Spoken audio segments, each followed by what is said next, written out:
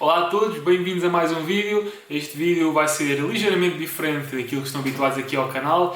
Este vídeo é a parte visual de um podcast que eu gravei durante esta semana, um podcast com o Chris Bello. Ele tem um podcast que já alcança milhões de pessoas e eu tive o gosto de o receber no meu. Eu espero que gostes deste episódio onde nós falamos sobre técnicas e dicas de produtividade que o Chris e até mesmo eu utilizamos no nosso dia-a-dia para tornar o nosso trabalho mais eficiente. Não te esqueças de deixar um gosto e subscrever o canal se ainda não o fizeste. E já agora, este episódio em vídeo também está disponível em podcast. O link está em baixo nos comentários se tiveres interesse em ouvir nesse formato. Sem mais demoras, vamos à entrevista. Até já! Hello everybody! As I just introduced you, we are here live. I'm here live with Chris Bello, actually one of my favorite podcasters.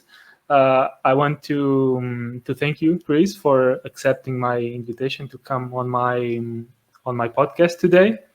Yeah, thanks for having me here. I'm really excited to be here. And I had you on my show before as well, so it's great to connect again.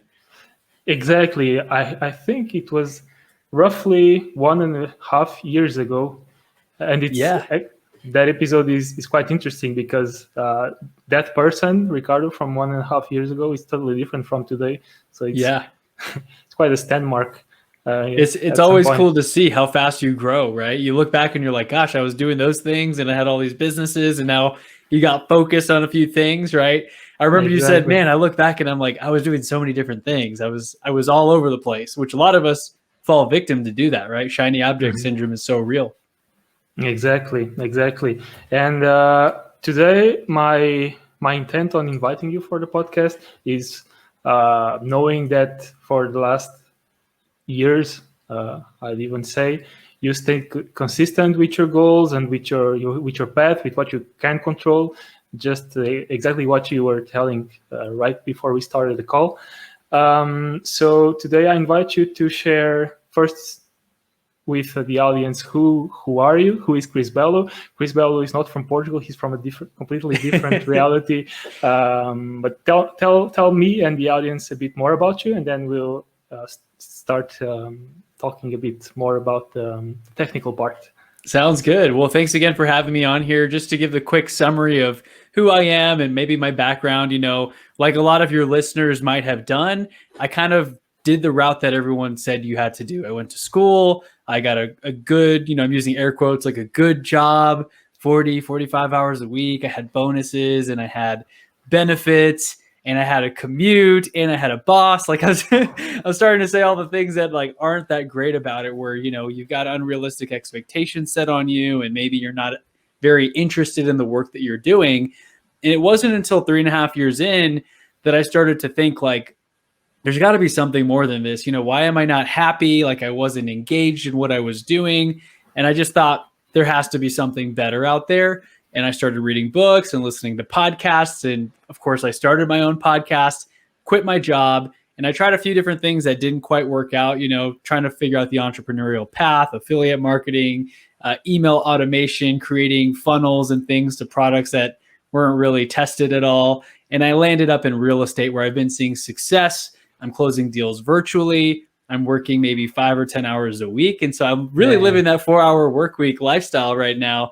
But we can dive into it. I love talking about productivity, about mindset, focusing on what you can control, and don't worry about those things that you can't really control. So we can dive into all of that. But yeah, thank you, Ricardo, once again for having me on here. No, it's completely my pleasure.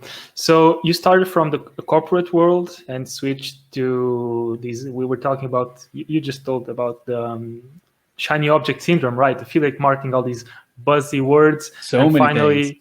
Finally, you got into real estate as an agent, right? Broker or agent. So I guess they call it different things in different states apparently, because I moved to Colorado recently and they'll be like, hey, I'm a broker. But to be a broker in Texas, you need like four years of experience. So I have my real estate license. I actually got started on wholesaling. Are you familiar with like the real estate wholesaling side, like flipping the contracts? Basically, you find an end buyer, you get a deal under contract with the seller, and you make the spread in the middle, which is called a wholesale fee or an assignment fee. So I started off with that.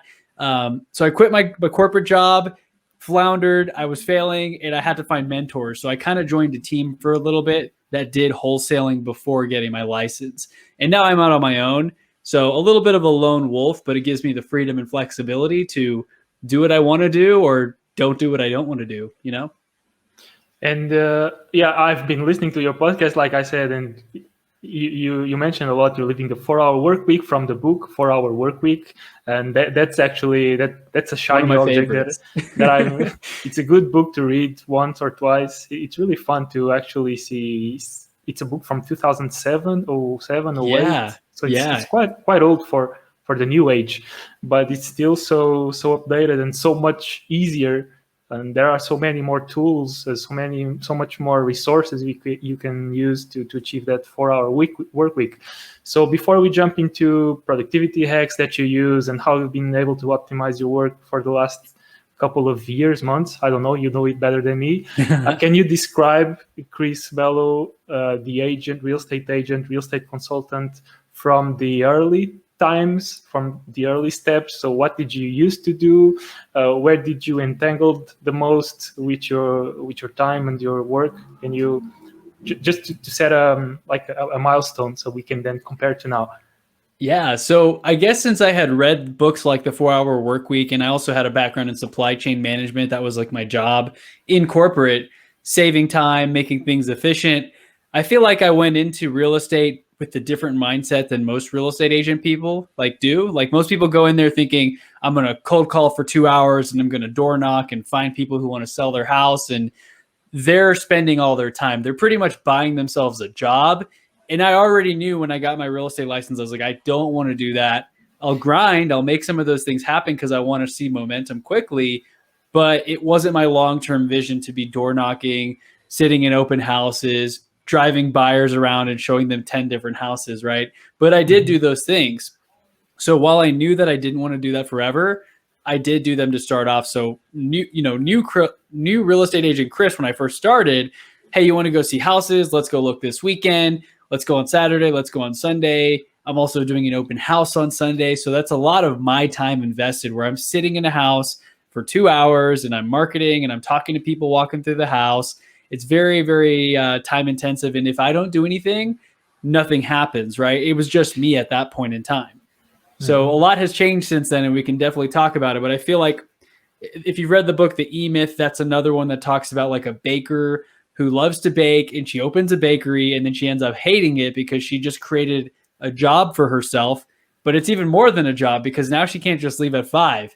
She has to clean everything up and she's got to be there at 3 a.m. to start baking things and turning the oven on. And so you don't want to create a job for yourself. You want to really think of it as a business, which is how I ended up where I am today, working so little and still seeing more results than ever before. So I don't recall that. I have never read that book that you just mentioned. Can you repeat the name? So yeah, it's called The E-Myth. I think it counts like for entrepreneurial myth or entrepreneur myth, where a lot of us, we think that we're business owners when we get into entrepreneurship, but we really become self-employed and we buy ourselves our own job where we don't have a boss, but it's pretty much a job. And so that's a really good book by Michael Gerber, I believe, worth checking out. And it helps you think about working on the business instead of in the business, which is what I was doing when I first started, right? I know you're kind of smiling there too, because you're like, yeah, I was in the business, marketing, emails, sales, like everything. And as you scale up and you hire people to do those things, you can kind of eliminate yourself from being in the day-to-day stuff. Exactly. I can recall that not as an agent, but even as a real estate investor, showing the apartments, showing receiving calls and texting tenants and stuff like that. And even with some people that work with me, handling time-consuming all those transactions. These are transactions at the end of the day. So to set up scripts, set up automations to follow up with future tenants or to-be tenants and stuff like that. It's definitely something that saves time to me. And saves time and hence money to myself when I delegate these tasks to other people. So what you started, and just getting a little back in the conversation still, you started doing everything a normal or the idea of a real estate agent does at the beginning. So going to houses, having showings, calling, receiving calls, sending emails, etc., etc. I think that's important in the beginning so you can know the process. But once you dominate it to a certain point, you don't have to be the best house shower. Exactly, right? I mean, I agree. So So at a certain point, you know the process, overall the process, so you can delegate it to someone. So I want to ask you, what were the first tasks or the initial tasks or stuff that consumed your time that you started delegating or automating from the beginning? So that's a great question. I know you said even you deal with this with the calls and the tenants and showings. These are leads that we have to follow up with, and there's pretty much systems that you can create for that, right? I mean, if someone calls today on your listing, someone calls tomorrow, it doesn't necessarily have to be you doing those things. But for me as a real estate agent, the first thing that I started to delegate out was my paperwork and the documentation, because there's a lot of documents, the contract, amendments, listing agreement. Like if I'm listing someone's house for sale, it's an agreement between me and the sellers. And now I have an offer that they have to sign if they get it from the buyer. So there's a lot of documents and paperwork. And my time's better spent doing the high level stuff, going on podcasts, talking to people, going to networking events, not necessarily filling in the legal description for the property address, in a contract that's 10 pages long. I only check a few main things. Like I don't let things go without me at least looking at it, but I found someone who can fill it all in. That would save me, 30 minutes or an hour. I'm very slow to fill things in. I'm not detail oriented. I miss things. And they're like, hey, you didn't check a box here. You're supposed to check A or B. You didn't check any. And I'm like, I'm on to the next thing. I have a podcast in 5 minutes. I don't have time to check that. So when I found the transaction coordinator, I found a top producing real estate agent, and I discovered who it is that she was using. And that's how I got mine. Instead of going and finding one and interviewing a bunch of people, I just looked at someone who's making $700,000 a year in commissions. She knows what she's doing. She's done it for 10 years. Why don't I just go find who she's using? And that's what I did. And gosh, it opened me up so much. I had so much free time. So say I was showing houses to a client. They like the house. They're like, Chris, we want to write an offer. Let's write this offer with the 1 month closing. I would sit in my car for like 3 minutes after the showing, and I would text or email the transaction coordinator, hey, this is the address. Here are the buyers. This is the price that they want to offer. And by the time I got home 30 or 40 minutes later, I already had the email with all the documents filled in ready for my review. So I didn't have to go home and fill in all the stuff. It was already done. So hopefully the short answer, the first hire that I had was a transaction coordinator. And the best part is she only gets paid when the deal closes out of my commission. So we either don't make money, like neither of us make money, or both of us make money. So it works really well for like cash flow purposes as well. Exactly. That's an interesting comparison, because a lot of stuff that you do and I do now, and I can tell a huge part of the blame is yours. Right. Of some implementations here is the cash flow fact. So, and especially in real estate, where agents only receive usually upon the sale is closed and the transaction is finished, and maybe only after 1 or 2 months after the transaction is closed is when they receive the transaction. Is at least I find it common here in my reality for people, or most of the people, not being up to putting some cash up front to free them some time so they can make even more in the future. Right. There's a really good quote that I heard, because there's that dilemma. If you're a new real estate agent or a new salesperson, you're not making money. So it's hard for you to mentally accept paying money until you're making money. But sometimes this quote that I heard on a podcast said, if you don't have an assistant, you are one. So you're stuck doing all these little $5, $10 an hour tasks because you're not willing to pay someone to take that off your plate. And as soon as you do that, it frees you up to focus and go get more business, go close those $10,000 deals so you can pay someone $300 to do the paperwork. It's like, I would do that every day of the week. And I see so many people spending hours filling in paperwork, writing offers, getting rejected. They're doing all these things that they could just delegate. And it's keeping them stuck because they're just helping one client with all their paperwork while I've got 5 at the same time and they're all doing different things. And I'm not physically the one showing houses, holding open houses, and that kind of thing. So hopefully that helps. If you don't have an assistant, you are one. Kind of that's something to write down, everybody who's listening to the podcast, because that's absolutely true. And you can't count the number of people that taking the example of real estate agents and consultants that spend an entire day just taking pictures and editing a video, and then the overall quality is not that Not even good. It's not even good, and they rather spend a whole day or 2 days finding the perfect software and jiggling around with the new software instead of just paying like 50 or 100 euros to someone who can make it in 1 hour sometimes. Yeah. And have them, they can literally be standing updating the listing online, and by the time they are finishing, they are receiving the product and just stamping the video and the photos and get ready to the next one, instead of spending the whole day doing all these things, all these crazy tasks. Exactly.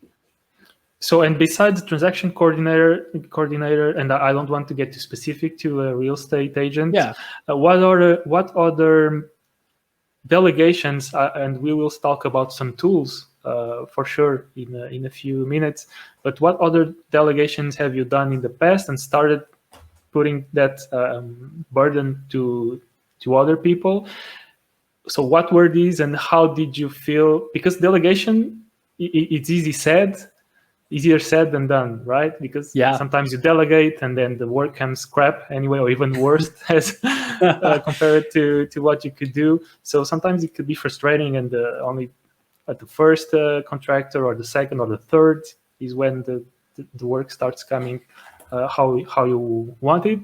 But there's also the challenge of some of the times that could be your fault. So you're not communicating well enough what do you want, what are the KPIs, or what are the deliverables you're waiting for. So tell us a little bit more about how that process went with you.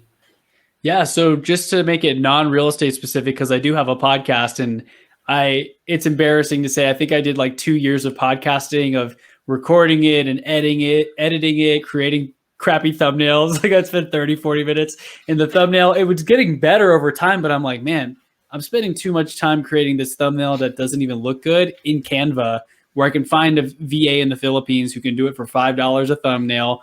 She might spend 30 minutes on it, but it'll look a heck of a lot better than what I would do. And she's using actually like Photoshop and professional products.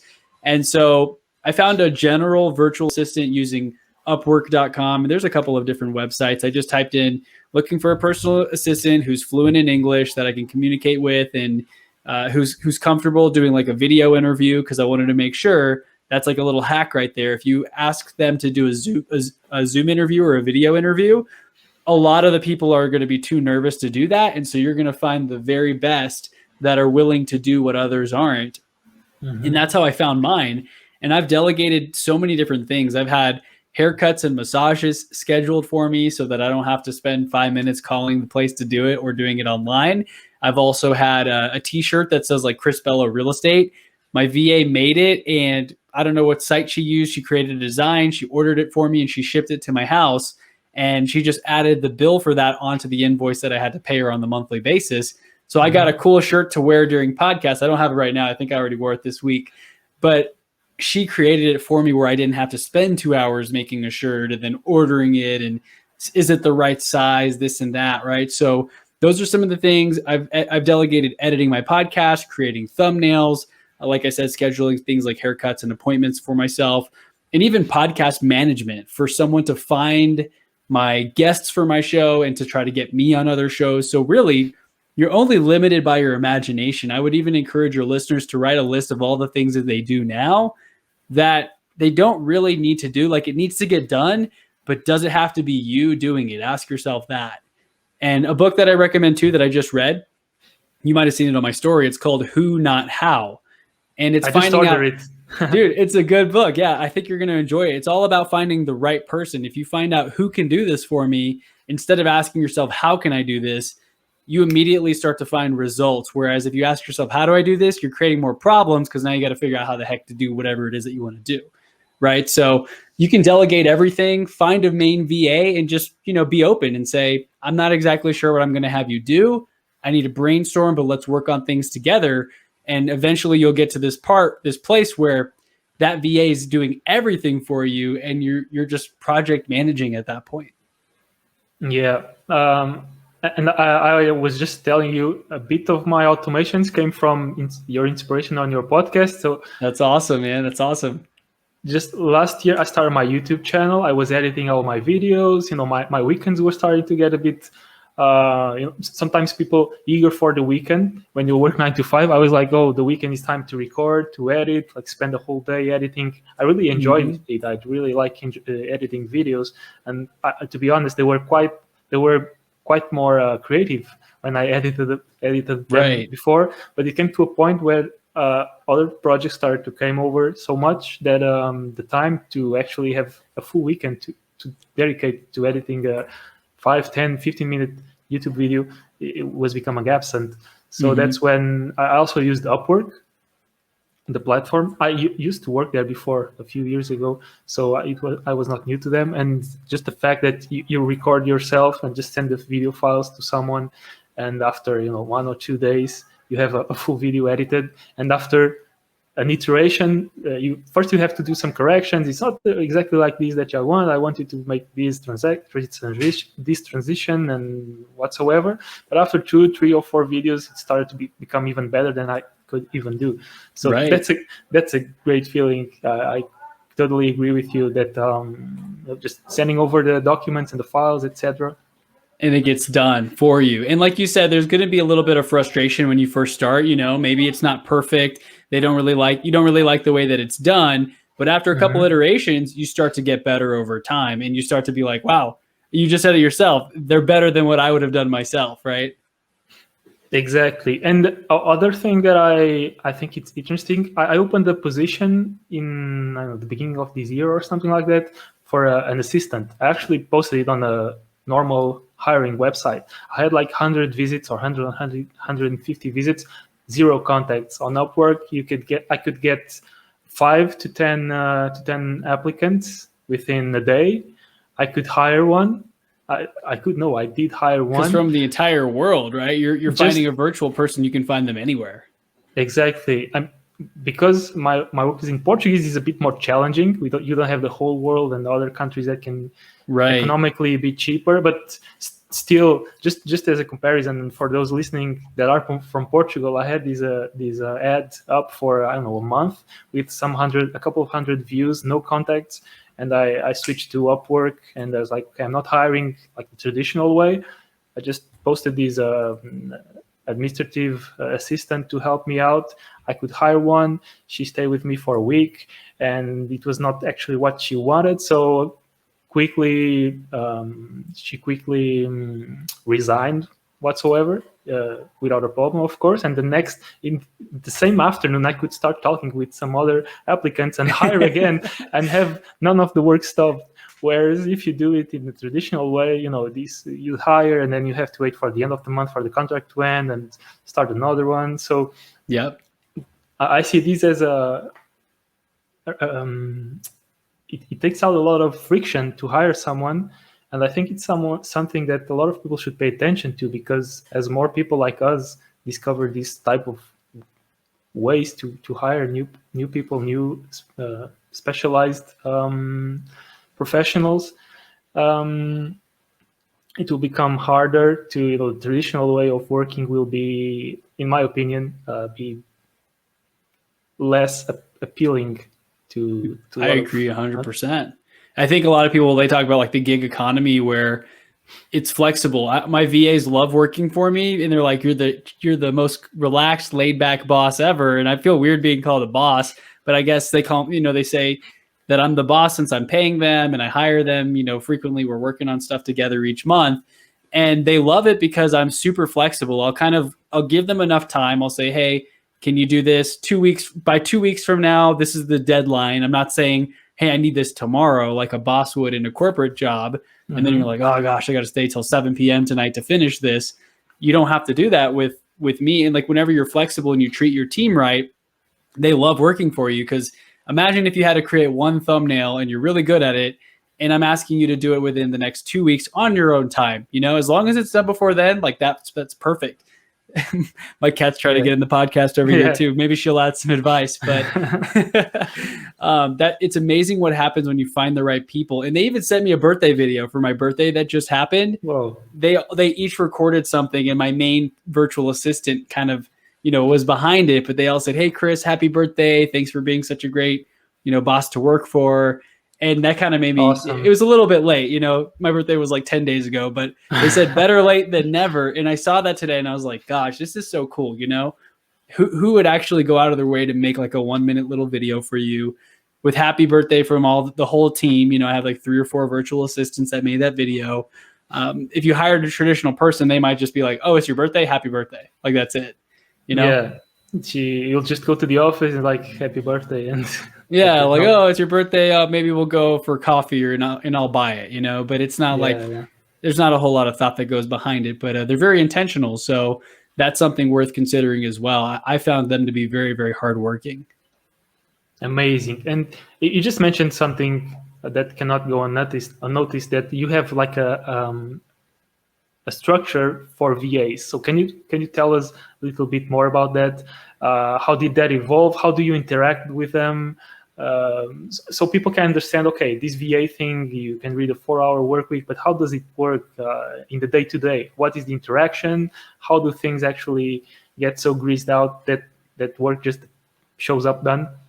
That's a great question. And this was definitely an iterative process. I didn't just have it all figured out like I do now. I tried something, I brought someone else on. That didn't work out, kind of like you said, maybe a week later you find out they're not the best fit and then you go find somebody else. But what really helped me is I found my main assistant who I said, hey, I need someone to be my right-hand person who's going to handle all the stuff for me. And she even goes and finds other VAs for me. So like I had some glitch with my website. Whenever you searched it on Google, it was like showing up in Japanese letters. I don't know if it was hacked or something weird was going on. And I kind of sent her a screenshot and say, hey, I made my WordPress website, but I don't know how to code. I don't really know how to do any of this stuff. And who, not how, right? I don't need to figure it out. I need to find out who can do this for me. And I delegated it to her. She found somebody, sent me that portfolio of that individual, as well as the invoice or the quote. And I got it done without even hiring or interviewing a million people. She picked somebody that she knew and trusted. I went with them. It was like $150 US dollars. Got it done. I didn't have to spend any time on it. So in terms of the hierarchy, I have the main assistant, and then I've got a couple people who report to her, and they also send their invoices each month to her, so she compiles it. That way I'm not talking to 4 or 5 different people because that gets very unorganized. I talk to her, she talks to them, they go back to her, she goes to me. So it makes it a lot easier. And then for communication, we typically use WhatsApp as her preferred communication channel because you can send voice messages and pictures and all those things. But I'm trying to switch more towards Slack because if you've used Slack before, it's a little easier to have channels and individual messages and lines of communication. So hopefully that kind of answers the question. I have the main one, and then she goes and talks to all the other ones who do the subtasks for me. And then if I have random requests as well, I go to her for that, and she helps out. So and in terms of managing them, do you use any support software? For instance, I use Trello a lot to create tasks and assign them and stuff like that. Right now, I've used Trello before, and then I heard several people that I like and trust, and on podcasts, a lot of people kept saying Asana. You should check out Asana. We use Asana, and so I finally used it. It's a project management tool, and you can create checklists, and similar to Trello, you can assign tasks and tag people and comment on certain things, so you can go very deep. But I use that, and so for an example, in my podcast production process, I'll have the section will be called the name of the interview, whoever the guest was or the topic of the show. And then I have all the little subtasks where create thumbnail, my VA Melissa does that. Edit podcast, John does that. Research the keywords and come up with the description for the video. My main assistant does that, Gina Bell. And so that way I can assign it to them. I can click the deadlines and I can type any additional notes in there for them. But Asana has been very, very helpful for me. And I just use the free version of it. I don't even use the premium. Yeah, it's so much stuff you can automate and make it way more clearer than sending emails or even WhatsApp.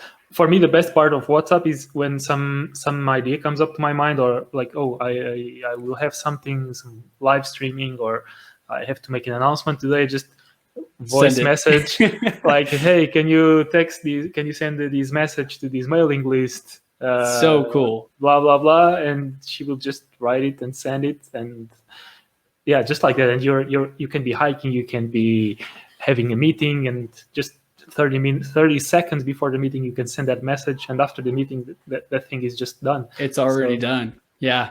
And it's so fun. I do that all the time at the gym. Like I'll be brainstorming and I think of an idea, and instead of forgetting it, I don't have a pen or paper. Obviously, I'm doing something. Or if you're hiking, you're out there, maybe you don't even have great signal wherever you are.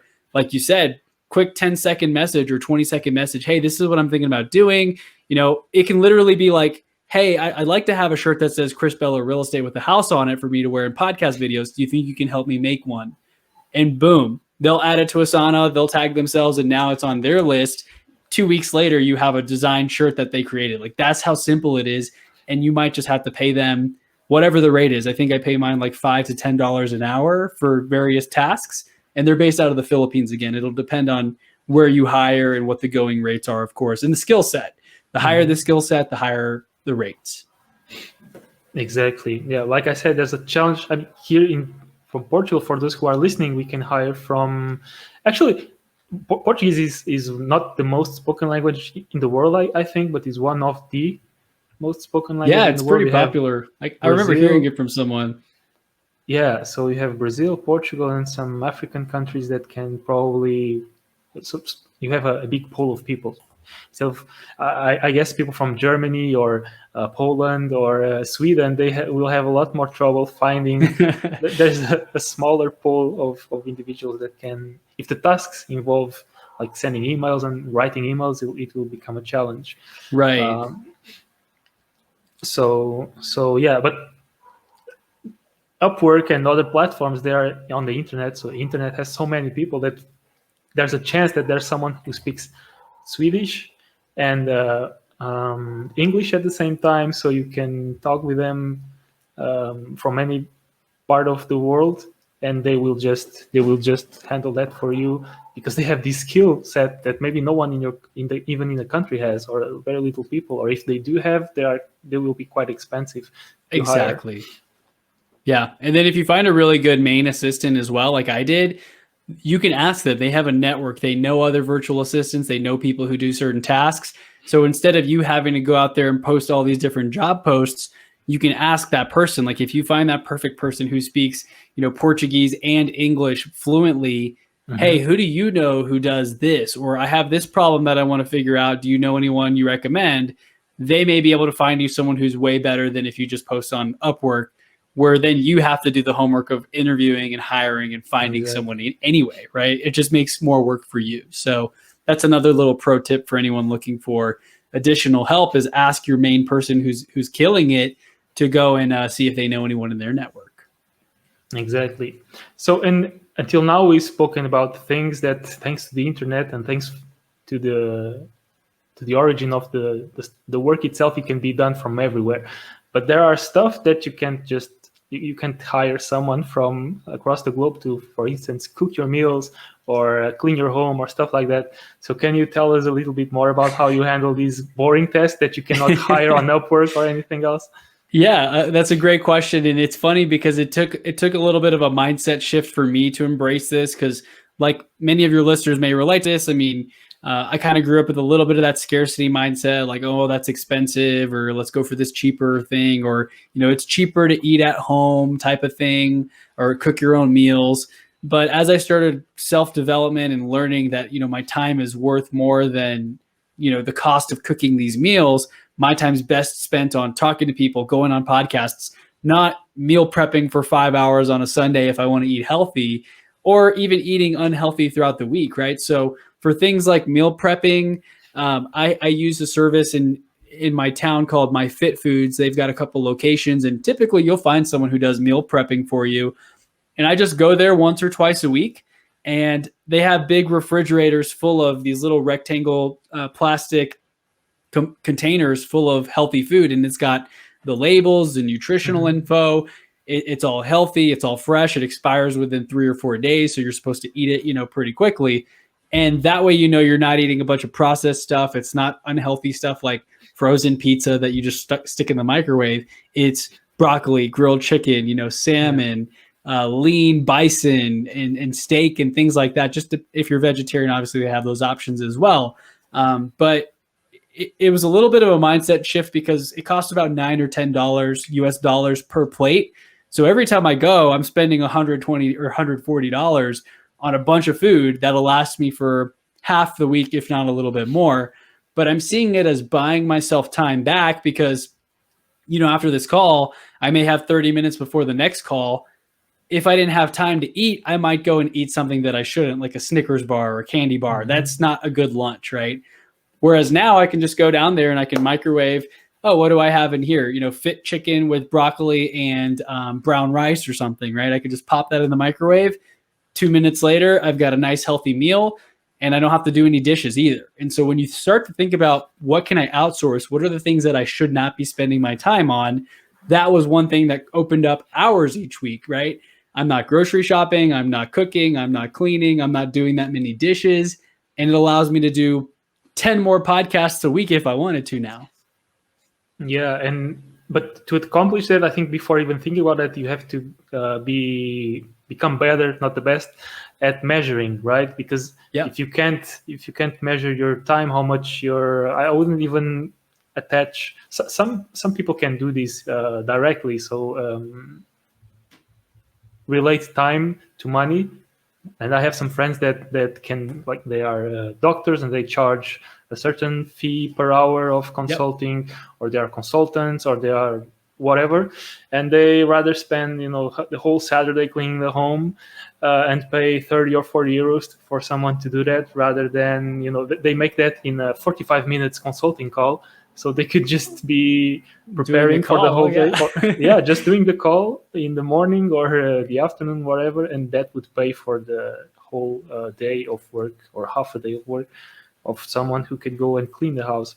So for that, you have to be able to measure directly, like this example, or indirectly, like some not so measurable stuff. Like if I do, like what you do, if you make a call during lunch, you just spend 15 minutes or 20 minutes having lunch, so you can make 2 or 3 calls with potential sellers or buyers.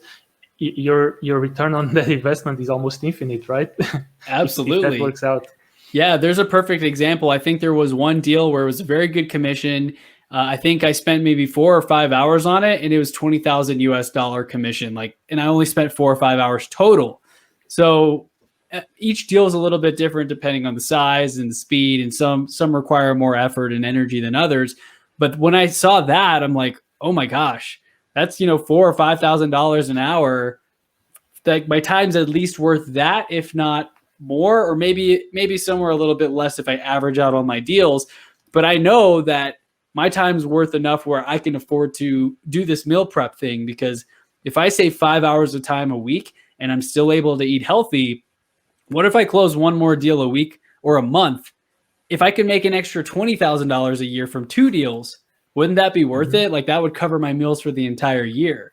And so when I started to think about that, even though I can't as easily quantify, I don't charge a certain rate per hour or anything right now, I'm not really a consultant, I still know that I need to eliminate the $10 an hour tasks, because I've surpassed that right now for myself. Yeah, you can, with the history, you can start averaging it out. Exactly. And 20,000 to 250, or a single meal, that's $9, you said. So that's, you don't even have to measure anything. It's just like, whoa, if you're just making way more money, you don't have to worry about the pennies anymore. A lot of people step over the dollars to pick up the pennies. I heard someone talk about that. You're missing the big opportunity because you're trying to save a little bit of money. You're missing the opportunity to make a lot more money.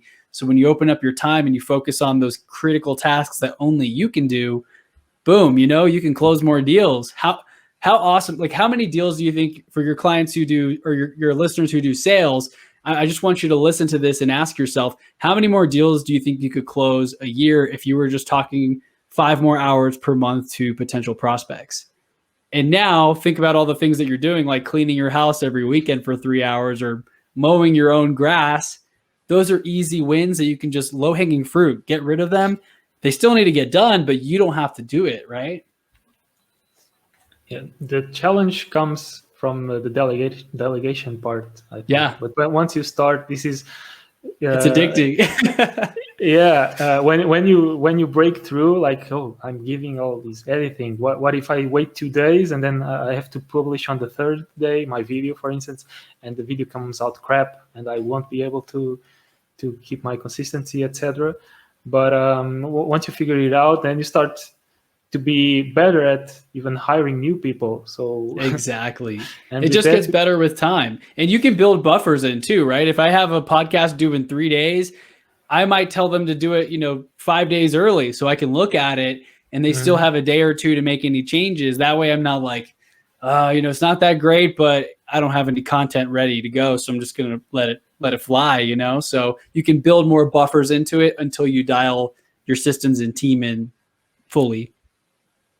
yeah, you can prepare and you can know your team and have a space for have a buffer, like you said, for unpredictable stuff that happened. Yep. And with that, everything will just, for the audience and for your clients and everything else, it will always seem smooth. Absolutely. Like no surprises, or at least people know ahead of time, hey, this thing's going to be a little bit late. Okay, no worries. We still have 2 days. Tomorrow's fine. Yeah, exactly. So, Chris, a lot of insightful information you just shared with us. I think this mindset, if you who are listening can apply or start applying 5 or 10% of what we've been discussing now, trust me and trust Chris as well, because I was kind of your apprentice on this sense. So listening to all, maybe I'm happy to see all the things you've implemented, man. It's amazing. yeah, and just by listening, maybe you don't do it on purpose, but I know you are kind of addicted to productivity. At least that's what you Yeah. you transmit with your content. That's totally fine. I think I think I've implemented, but I don't have a super assistant like you have, handling all the assistants. Maybe in a few months, but just having the first one, just the video one, just hiring that simple task, or even just asking someone to clean your home instead of you spending a whole day of a weekend that you could even not be working during that whole day. You could just be chilling, so that the next day, instead of your work being worth 30 euros an hour or 40 euros an hour, you could become so much better with all your focus, that you can charge more, or anything else that can be returned from that super residual investment. Absolutely. So, Chris, thank you for sharing all your nuggets with the audience. Now, what else do you think we are skipping on this productivity mindset? Do you recommend any books, any resources, or anything else really? Yeah. So like we talked about at the beginning of the call, 4-Hour Workweek, even though it's an older book, a lot of those ideas were formative for me in being the real estate agent. And this, you've been following my story, but for those listening who maybe don't, I lived in Texas in the US like pretty much my whole life, other than a little bit of time in Dubai when I worked in oil and gas. And I recently moved to Colorado, which is different state. I don't have my real estate license here, and I'm closing deals remotely on houses that I've never been to because of the systems in the 4-Hour Workweek and because of the ideas that I was exposed to. And then I also encourage you to check out automations as well. Obviously, well, let me go back real quick. Who Not How is another book on delegating everything, finding the right who can figure out the how. And then one software that I love, I've talked about it a lot, but if you can find a booking software like Calendly, especially if you're in sales and you have calls with clients, or even if you have podcast interviews, I use Calendly for everything, where one person will get a link if they're going to be a guest on my podcast, and they can only book me on Tuesdays at a certain time frame. And then I send a different link to someone who wants to buy or sell a house, because I'm going to give them more options to talk to me, because that's my highest, return on investment right now. So I'm even willing to do a call on a Saturday morning if someone wants to do that, because that's my best way of making an income right now. But I still don't let them book me on Fridays or Sundays, right? So I kind of have my own schedule and flexibility in there. And that kind of eliminates the need for a virtual assistant to manage my calendar, because this software automatically does it. It sends reminder emails. It lets people reschedule if they can't make the meeting that we already scheduled. So yeah, I'd say 4-Hour Workweek, Who Not How, those are really great books. And then automation tools like Calendly for booking, and then Zapier, ZAPIER.com. That one's a little more advanced, but you can create automations where different softwares can communicate with each other. Like someone signs up for your email list and you can have a zap that adds them to another list in Google Sheets. And then when that happens, it might email your assistant that just happened. So you can set all kinds of automations. I think that's the main things that I found very transformative in the last few years. But if you have any last questions, I'm happy to jump in. I could only agree with the automation on setting up the events like Calendly. I started using Calendly. Now I use another platform. It even integrates with. It's like a CRM where Awesome. It's a whole in one solution. It's named Cartra. It's a bit expensive for those who are starting. Yeah. For those who are starting, but it integrates, memberships. I have online courses. I have dozens of mailing lists, a couple of digital products. I have consultancy calls. People can book from there. And it's good to set your own, especially on the booking calls part, it's good to set your own boundaries so you don't overwork yourself just answering calls at 8 p.m. From a seller, from a buyer, from a client, whatsoever. So they know because you show them like a website. This is what you can pick. Yeah, exactly. So without you saying or being mean, like, oh, I only answer calls, like being pretentious, I only answer calls from 6 p.m. to 8 p.m., whatever, just send them a link and they will see that. So it's so cool. Yeah. You don't have to have the awkward conversation of, hey, that's too late, I'm not going to take that call, or I don't do calls on Fridays just because I don't feel like it. They'll just simply book a time for Saturday or the following week. Right. They'll find a space that fits for them. The calendar itself justifies your own boundaries. You don't have to talk about, just Fridays, I don't feel like talking to anyone. It's my They don't have to know. Maybe you have another commitment, right? That's an all-day thing. They don't have to know that it's a 90-minute massage. Yeah, exactly. So you suggested more questions. I really don't have any more questions regarding your automation process. I mean, I really recommend whoever is listening to go back maybe to some of your podcasts, early podcasts, where that you dedicate them 100% to this part, and you even share your story of how you updated your automation delegation of your work and what were the results. So that's quite interesting. If you who are listening felt interested on this approach. So Chris, unless you have come up with something else that you want to drop to the audience, I was going to ask, where can people actually find your podcast so they can go and listen to these episodes? That's quite important. I appreciate the opportunity to share that and plug it. So my show is called the Entrepreneur Motivation Podcast. I know it's a lot of syllables, but if you just type in Chris Bello in any of those platforms, you should be able to find that pretty quickly. It's got a picture of me and it just says Entrepreneur Motivation Podcast. And I'm on Apple Podcasts, Spotify, all those different platforms, as well as YouTube. Putting more of an emphasis on YouTube because I know I need higher quality editing and everything to get traction there. So you're inspiring me there a little bit, Ricardo. I know you've had a lot of growth on your YouTube and your Instagram, so great job. But it is also humbling to hear that you got a lot of those productivity tips from me. So chrisbello.com is also where you can find all my stuff, connect with me. It won't show up in Japanese anymore on Google because I had my VA find that person to fix it. So it should all be good. But yeah, thank you once again. It's been awesome. And I love connecting with whoever's interested. Shoot me a DM on Instagram and I'm happy to help. Yeah, Chris is super, super approachable. Thank you for being a guest on my podcast. It's really an honor for me after, like I said, 1.5 years to be on your podcast. I was not even thinking at that time that I would have a podcast, and now here I am hosting. Look at you now. That's awesome. Hosting an episode with you. So I really appreciate your availability to be here today. I again invite the audience to check the links in the description of the podcast. I will drop with the YouTube link for this video, for this podcast, if you want to watch it instead of just listening to it, and the links for Chris Bello's social networks and his website. That is not in Japanese. I mean, I love Japan, but I just don't speak Japanese. So thank you, Ricardo. This has been awesome. And I mean, it's been really cool to see you grow. And I'm glad that we've stayed connected, since I interviewed you on my show over 1.5 years ago. Yeah, I'm really grateful for that as well. Maybe we meet in another way anytime soon. Portugal's on my bucket list. You should come here. It's a paradise. A lot of people from everywhere. Looks beautiful.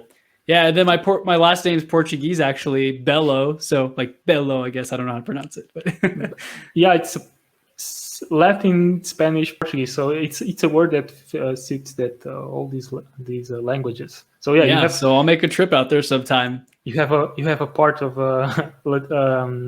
Portuguese or European sources for sure. Yeah, yeah. Okay, Chris. So again, thanks a lot for being part of the show, and let's talk soon. Yeah, we'll talk soon. See ya.